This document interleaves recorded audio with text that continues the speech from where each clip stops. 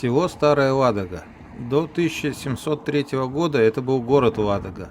Статус города был потерян после основания Петром I в устье Волхова Новой Ладоги, а Ладога была переименована в Старую Ладогу и потеряла статус города. Центральной достопримечательностью Старой Ладоги является крепость, которая была заложена в 1161 году на месте впадения реки Елена, по-другому Ладожки, в Волхов. Интересно, что у реки, вот мы через нее сейчас переходим, как бы два официальных названия – Елена и Ладожка. Крепость была стратегически важным местом, потому что это была единственная возможная гавань, где могли остановиться морские суда, не способные плавать по порогам Волхова. Первое упоминание об оборонительном сооружении можно найти в повести временных лет, когда в 862 году здесь была основана деревянная крепость, призванным сюда на княжение легендарным Рюриком. Вообще, вся история Старой Ладоги, и в частности крепости, связана с становлением русской государственности. Сама Старая Ладога считается первой столицей русского государства. В годы правления Вещего Олега в начале X века крепость перестраивают на каменную, и она становится похожей на цитадели Западной Европы тех времен. В более мощного исполина крепость превращается позже, благодаря новгородскому князю Мстиславу Великому. Ее 8-метровые известняковые стены были подобны броне, толщиной около 3 метров. Староладожская крепость выступает в этот период грозным стражем для обороны северных границ Руси.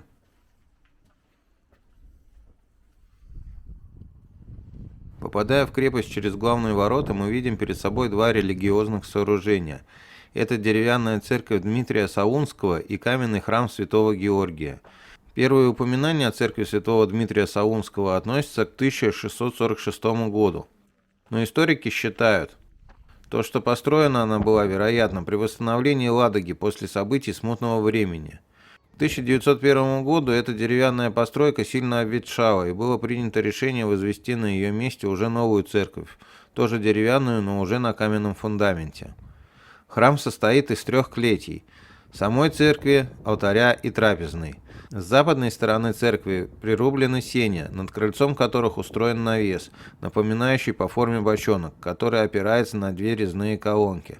Церковь трапезная, и сени имеют двускатную высокую кровлю. Алтарь покрывает кровля на 5 скатов, которые повторяют форму его сруба. Церковная крыша приподнята над всей кровлей, ее венчает главка, состоящая из шейки и маковицы, заканчивающаяся крестом. Главка Дмитриевской церкви покрыта осиновым лемехом в чешую. В архитектурном убранстве храма нет ни единой детали, которая является только декоративным украшением. Сейчас внутри церкви расположен небольшой краеведческий музей. Открыв обшитую железом дверь, попадаешь в сени, откуда через трапезную проходишь в помещение церкви. Алтарная часть отделяется капитальной стеной с проемом от основного сруба. Существует предположение, что царские врата сохранились еще от первой церкви Дмитрия Саунского или были сюда перенесены из какого-то древнего храма, поскольку датируются они началом XVI века. Каменный же храм, по преданию, был возведен после того, как крепость в 1164 году выдержала осаду шведов. В XVIII-XIX веках эти 2 постройки функционально были связаны. Каменный храм использовался как летний вариант, а в зимнее время прихожане пользовались деревянной церковью. Рядом с церквями сохранились могильные плиты. В крепости было 5 башен, сейчас восстановлено 4 из них, а туристам попасть можно в 3. Во всех 3 башнях представлена небольшая музейная экспозиция. Основной музей, который был открыт в 1971 году, находится в Воротной башне. Разделы экспозиции посвящены истории Южного Приладожья от эпохи неолита до XVIII века. На 2-м ярусе находятся тематические разделы «Неолит в Южном Приладожье», «Погребальный обряд населения Северного Поволховья», «Исторические связи Ладоги», «Облик средневекового города». Экспозиция на 3-м ярусе посвящена военно-политической истории Ладоги IX-XVIII веков. После осмотра экспозиции музея в Воротной башне можно пройти по крепостной стене по направлению к Стрелочной башне. Со стены открывается панорама на внутренний двор крепости.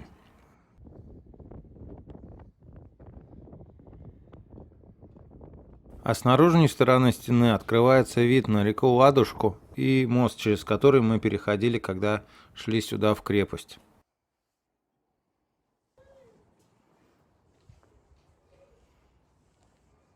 Итак, пройдя до конца по крепостной стене, мы попадаем в Стрелочную башню. Башня находится на Стрелке, месте слияния реки Лены с Волховом. Стрелочная башня имела важное тактическое значение в системе обороны крепости. Она контролировала не только берег Волхова, но и устье Ладожки. Башня имела 3 боевых яруса. В 2015 году она была полностью отреставрирована. Внутри башни также находится экспозиция музея. Но здесь экспонаты уже более современные, есть интерактивные, для завлечения подрастающего поколения в историю. Есть даже экспозиция, посвященная какому-то хоккейному вратарю.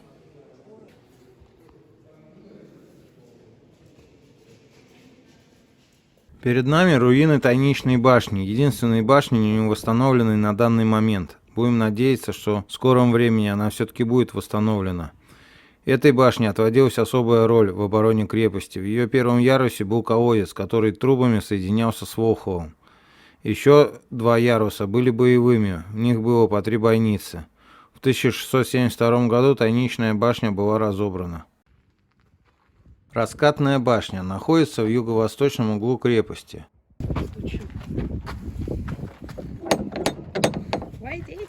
Когда-то башня имела 4 яруса, сейчас восстановлено 3 из них, и на 3-м ярусе оборудована смотровая площадка.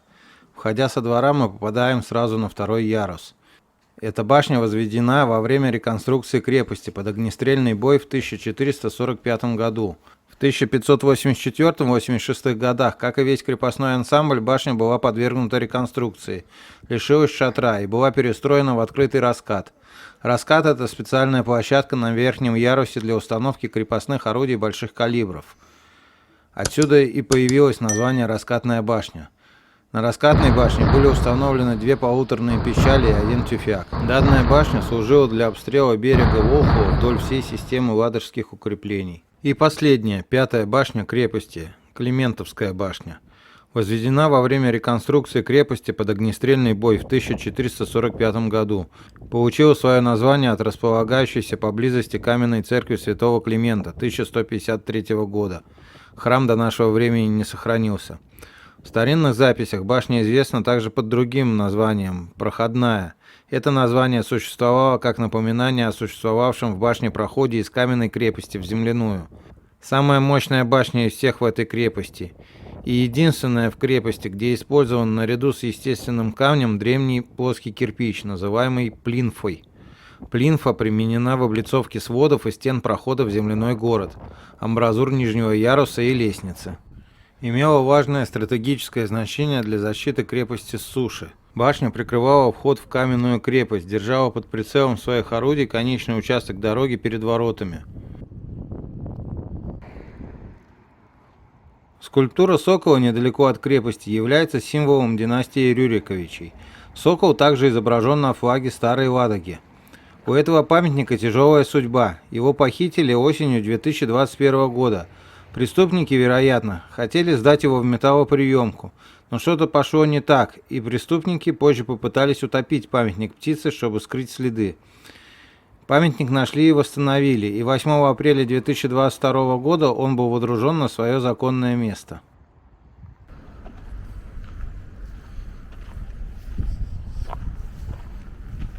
Еще один из новых памятников Старой Ладоги – это памятник Рюрику и Вещему Олегу. Установлен он в 2015 году. Скульптура установлена на одной из древнейших улиц Старой Ладоги – Варяжской улице.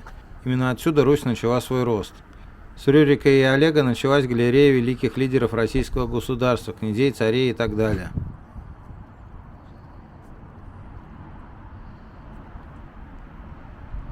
Недалеко от Старой Ладоги находится группа курганов, среди которых особо выделяется один самый крупный. Это памятник археологии 8-10 веков. Считается, что это могила Вещего Олега. Около кургана на Большом валуне установлена табличка, на которой показаны походы Олега. Тут и Киев, и Царьград, на воротах которого щит Олега. Песнь о Вещем Олеге имеет историческую основу. Описывается в новгородской летописи 1093-95 годов. Однако нахождение истинной могилы князя Олега противоречиво. По одним источникам могила Олега находится здесь, в Ладоге, по другим в Киеве. Но причина смерти по всем источникам одинакова. Олегу была предсказана смерть от своего коня, но он не поверил волхвам. После того, как конь умер, через 4 года пошел к его останкам. Процитирую Александра нашего Сергеевича Пушкина. «Так вот где таилась погибель моя, мне смертью кость угрожала. Из мертвой головы гробовая змея, шипя, между тем выползала, как черная лента в круг ног обвелась, и вскрикнул внезапно ужаленный князь». С этого места открывается великолепный вид на реку Волхов и Старую Ладогу. Ну а наш путь лежит в Петровский город Новая Ладога. Новая Ладога. Город с 1704 года в России, в Волховском муниципальном районе Ленинградской области. До возникновения города на этом месте находился Николо-Медведский монастырь, возникший в XIV или XV веке. История же поселения начинается в 1702 году с закладки судостроительной верфи. На верфь были доставлены около 2000 мастеров судодельного дела. После основания в 1704 году Новой Ладоги сюда по приказу царя переехали многие жители Ладоги, которая отныне стала именоваться Старой Ладогой и утратила статус города. Здесь же было размещено несколько полков пехоты. В 1727 году был основан Новоладожский уезд, который сначала входил в Новгородскую провинцию Новгородской губернии, а с 1781 года в Санкт-Петербургскую губернию. Памятник Петру Первому в Новой Ладоге открыт 28 августа 2004 года в связи с празднованием 300-летия этого города, основанного Петром. Надпись на постаменте гласит: «Новой Ладоге быть. Указ Петра I. 26.08.1704». Ниже текст: «Основателю города от благодарных потомков. Единая Россия. 26.08.2004». Бюст установлен на пересечении главной магистрали города Николаевского проспекта, в советское время переименованная в проспект Карла Маркса, идущего от въезда в город к древнейшему Никольскому собору, и старого Петровского канала, представляющего собой в настоящее время заросшую протоку. Ну, в начале мая я там не увидел никаких зарослей, конечно. Памятник установлен на газоне, рядом с Березовой аллеей. Перед нами гостиный двор в Новой Ладоге. Гостиный двор в Новой Ладоге – это типичное сооружение для 18-19 веков. Такие сооружения находились во всех торговых городах России. Длинные открытые ряды, декорированные арками, составляли комплекс строений, обеспечивающих жизнедеятельность купеческого дела. Кстати, данная съемка была проведена 4 мая 2022 года, и, как видим, с северной стороны еще снег не весь растаял. Конкретно это здание гостиного двора построено в 1835-1841 году. Построен он по проекту архитектора Малинина. Внешне напоминает гостиный двор в Санкт-Петербурге. Многие сравнивают его и замечают, что это в принципе уменьшенная копия Петербургского двора, как бы является его младшим братом. Рядом находится памятник Кирову. Оказывается, стоит памятник на постаменте памятника Александру II. После 17 года революционные матросы скинули императора и утопили в реке, а на его месте установили бюст Карлу Марксу. А после смерти Кирова бюст Марксу перенесли чуть далее, а на этом месте установили памятник Кирову. Здание пожарной части тоже старинное, ему как минимум за 100 лет. Здесь располагалось городское пожарное депо. То есть само здание за все время с момента постройки своего функционального значения не меняло. На набережной Ладожской флотилии расположилась стена с портретами великих людей, связанных с историей Новой Ладоги, начиная с Петра I как основателя города.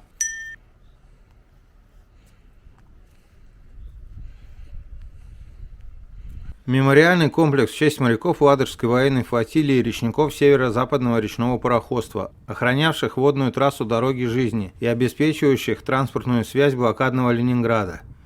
В состав комплекса входят 2 памятных знака, а также стоящий на берегу тральщик номер 100 и буксирный пароход «Харьков». Мемориал был открыт в 1982 году. Очень интересная история тральщика. Это ледокольный озерно-речной буксир был построен в Финском Турку в 1900 году и первоначально носил имя Аунус – Аланец. В 1919 году корабль вошел в состав финской Ладожской флотилии и был переоборудован в канонерскую лодку. Так как по условиям Тартусского мира между Советской Россией и Финляндией от 14 октября 2020 года обе стороны не могли иметь на Ладожском озере военных судов водоизмещением более 100 тонн. К началу зимней советско-финской войны 39-40-х годов Аунус входил в состав флотилии канонерских лодок. Столкновений с вражескими кораблями в зимнюю войну на Ладожском озере не происходило. Флотилия занималась обстрелом сухопутных сил, наступающих по северному берегу озера советских войск, и постановкой минных заграждений вдоль побережья. По условиям Московского мирного договора от 12 марта 1940 года Ладожское озеро стало внутренним водоемом СССР. Все суда Ладожской флотилии были оставлены. Аунус был захвачен советскими войсками и 24 августа 1940 года был включен в состав отряда учебных кораблей, базировавшихся на острове Валаам, в качестве учебного судна под именем УК-100. После возобновления военных действий корабль был вновь вооружен, переклассифицирован в тральщик и 3 августа 1941 года под наименованием ТЩ-100 включен в состав советской Ладожской военной флотилии. Корабль нес дозорную службу, обеспечивая воинские и хозяйственные перевозки на Ладожском озере. 22 октября 1942 года он сыграл решающую роль в отражении десанта на остров Сухо. Случайно увидев подходящие к острову суда, командир тральщика, старший лейтенант Петр Каргин, открытым текстом передал донесение своему командованию, чем лишил нападавших фактора внезапности и предопределил неудачу всей операции «Бразиль». 21 октября 1944 года наименование корабля было изменено на Т-100. Он был выведен из Ладожского озера и занимался боевым травлением в Рижском заливе. В 1947 году корабль был разоружен, а в 1964 году окончательно исключен из списков Советского флота. После этого на протяжении почти 40 лет под именем РБ-30 служил латвийской рыболовецкой артели в качестве буксира. Осенью 1982 года под именем ТЩ-100 был поставлен на вечную стоянку. Сейчас мы с вами находимся на Новоладожском канале. Работы по строительству канала начались 28 мая 1861 года, но этот канал, в отличие от Староладожского, начали строить со стороны Шлиссельбурга.